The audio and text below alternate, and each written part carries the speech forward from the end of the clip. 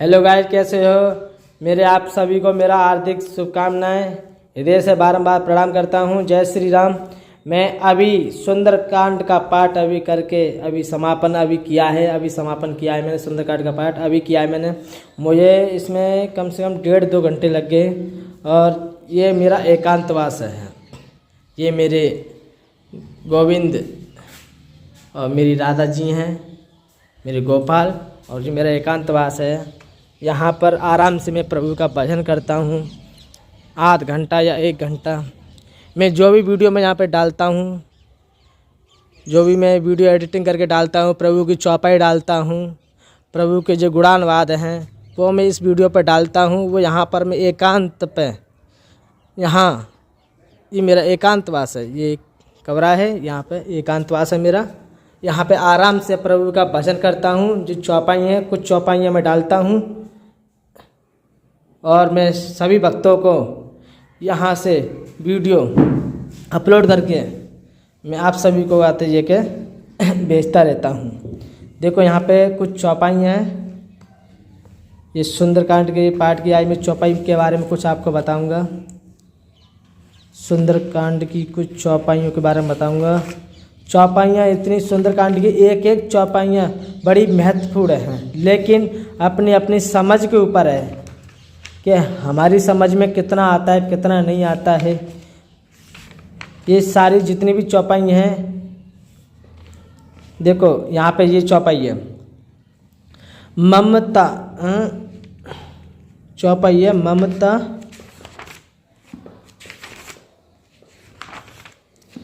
इस चौपाई है, बड़ी सुंदर चौपाई है। ममता तरुण तमी अंधियारी, ममता तरुण तमी अंधियारी, राग द्वेष उल्लुक सुखकारी, तब लगी वसत जीव मन माही, जब लगी प्रभु प्रताप रवि नाही। हाँ, यहाँ पे तुलसीदास जी कह रहे हैं कि ममता पूर्ण अंधेरी रात है, ममता पूर्ण अंधेरी रात है जो राग द्वेष रूपी उल्लुओं को सुख देने वाली है। वह ममता रूपी रात्रि तभी तक जीव के मन में बसती है जब तक प्रभु आपका प्रताप रूपी सूर्य का उदय नहीं होता। और यहाँ पे देखो, यहाँ पे ये अर्थ जो निकाला है तुलसीदास ने है, इसके बारे में पूर्ण तरीक़ा से मैं और विस्तार से वर्णन करूँ तो कम से कम मुझे 1 घंटा लग जाएगा, लेकिन मैं फिर भी संक्षिप्त में कहूँगा। ममता पूर्ण अंधेरी रात है। ममता क्या है? ममता एक विषय है, यानी कि जो मोह है वो विषय है, वहाँ से तो ममता का उत्पन्न होता है। ममता पूर्ण अंधेरी रात है, ममता पूर्ण अंधेरी रात है। समझना इस बात को। अभी हम सोए हुए हैं, हमारे ये रात्रि है, क्योंकि हमारे अंदर ये एक धारणा है कि हमें एक दिन मरना है, हमने जन्म लिया है, हमें मरना है। देखो, ईश्वर अंश जीव अविनाशी, चेतन अमल से सुख राशि। ईश्वर अंश जीव अविनाशी, जो अंश जो है, जो जीव जो है वो अविनाशी है, ना वो मर सकता है ना उसे कोई मारने वाला है। लेकिन हमने अपने इसको कर्तापन को मान रखा है, हमने इस शरीर को मान रखा है कि मैं शरीर हूँ। तो देखो, इस शरीर ने जन्म लिया है और ये मरेगा भी। ठीक है, यहाँ तक सही है। लेकिन जो राग द्वेष रूपी उल्लुओं को सुख देने वाली है, जो राग हैं, हंसना रोना है, ये राग हैं। अच्छा सुनना, अच्छे माने अच्छी वस्तुओं को पाना, क्या हमें वो चाहिए, अच्छा चाहिए। माने सुख पाना, क्या हमें सुख चाहिए। लेकिन कोई दुख मांगता है कि मुझे दुख चाहिए, कोई खराब चीज़ मांगता है? नहीं, मुझे अच्छा चाहिए, मुझे अच्छा चाहिए। उसे फिर उस अच्छे में फिर दुख मिलता है, दुख मिलता है तो वो राग होता है। नहीं, मुझे खराब नहीं, मुझे अच्छा सुनना चाहिए, मुझे ये सुनना चाहिए, मुझे वो सुनना चाहिए। ये द्वेष रूपी है, उल्लुओं को सुख देने वाली है। जितने भी जो भोग हैं, सांसारिक जो भोग हैं, जो राग हैं, द्वेष हैं, ये संसार के जो भोग है कहें, जो उल्लुओं को सुख देने वाले हैं। ठीक है। ममता रूपी रात्रि तभी तक जीव के मन में बसती है। ये अंधकार जो है, जो मोह रूपी जो अंधकार है, जो विषय हैं, काम क्रोध लोभ मोह, जो विषय हैं, जिस जीव के जब तक ही मन में बसते हैं, जब तक प्रभु आपका प्रताप रूपी सूर्य का उदय नहीं हो जाता। सूर्य का उदय का मतलब यह है ज्ञान का प्रकाश नहीं हो जाता। जब तक हमारे अंदर प्रकाश नहीं हो जाता, तब तक ये जीव के मन में बसते हैं। अभी हम सोए हुए हैं, जब हम जागेंगे ना, जब हमें पता पड़ेगी आखिर सच्चाई क्या है। तो प्रभु के भजन में लगना, प्रभु के चरणों में ध्यान लगाना, ये जागना है, सबसे बड़ा जागना है।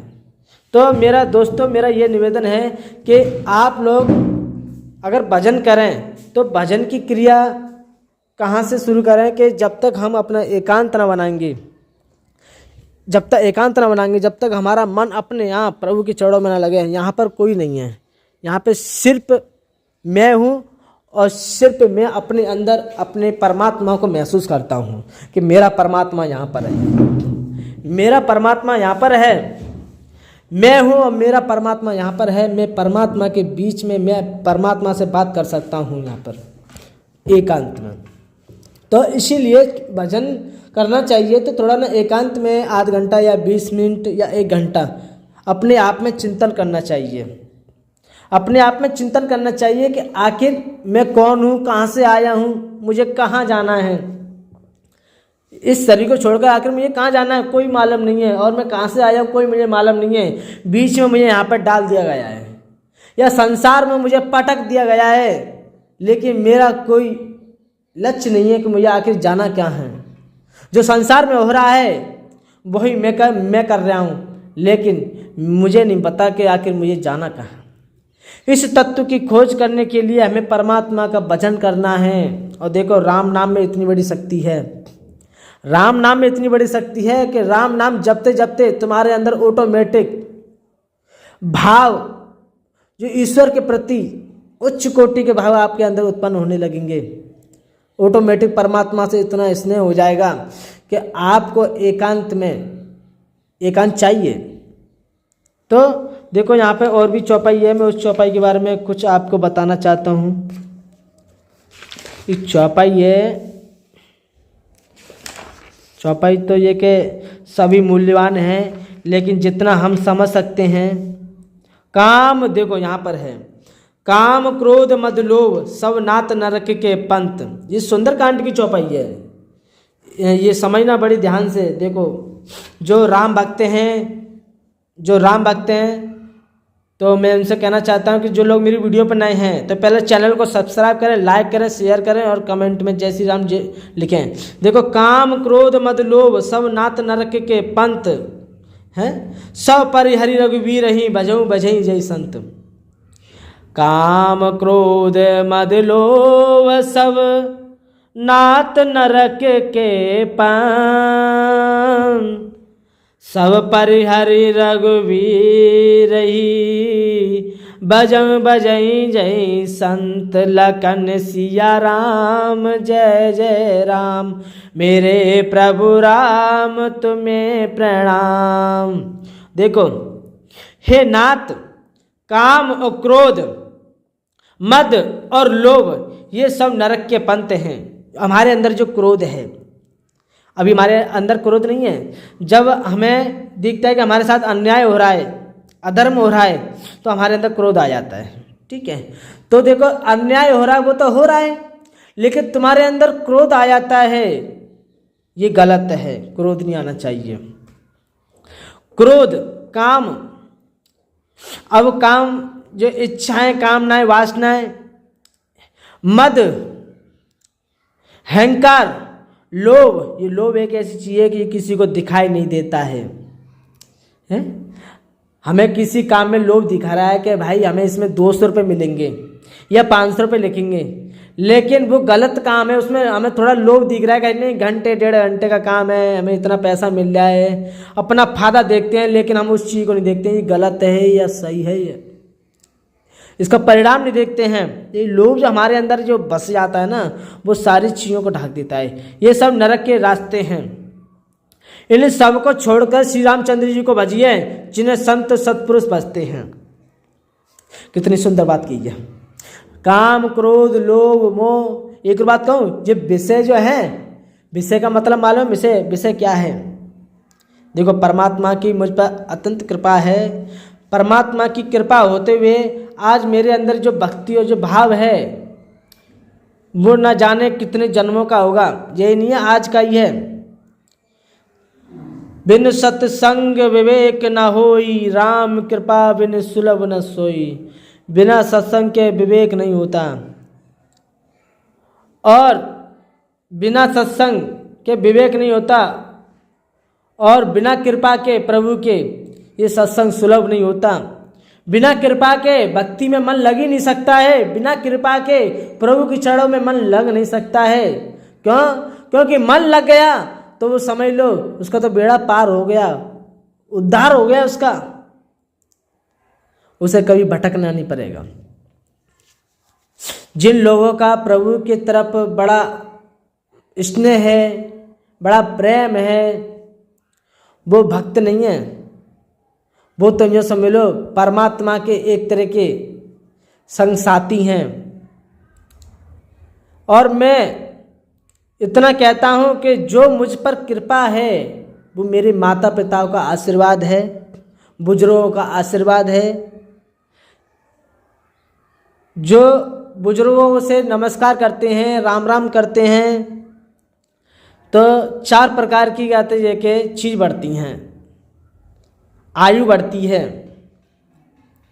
और प्रभु की तरफ आकर्षण होता है, आयु बढ़ती है, बल बढ़ता है।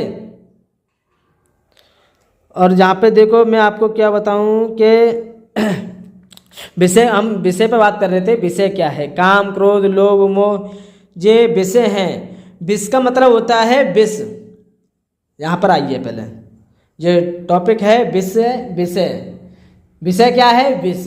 ये विषय, ये विष बनाते हैं। काम, क्रोध, लोभ, मोह, ये जितने भी जो विषय हैं ये विष बनाते हैं। इस विष से क्या है कि जिसने अगर विष का ये पान करता रहा तो समझ लो वो संसार में मरेगा, वो जी नहीं सकता है। और इस विष से काम, क्रोध, लोभ, मोह, इस विष से अगर वो दूर हो गया तो समझ लो वो मर नहीं सकता, वो अमर हो गया, वो परमात्मा की शरण में चला जाएगा। इन विषयों को छोड़कर वो ऑटोमेटिक परमात्मा की ओर चला जाएगा। और देखो यहाँ पर और भी चौपाई है, मैं उस चौपाई के बारे में आपको बताऊंगा। चौपाई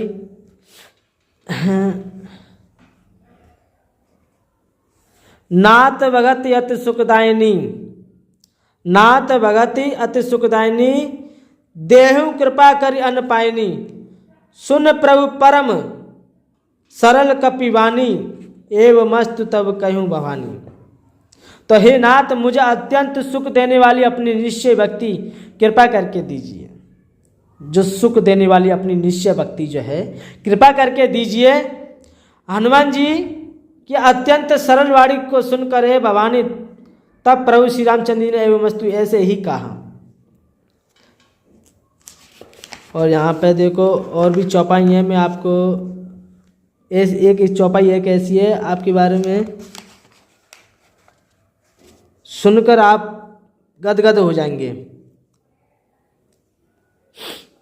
चौपाई ध्यान नहीं रहता इतना।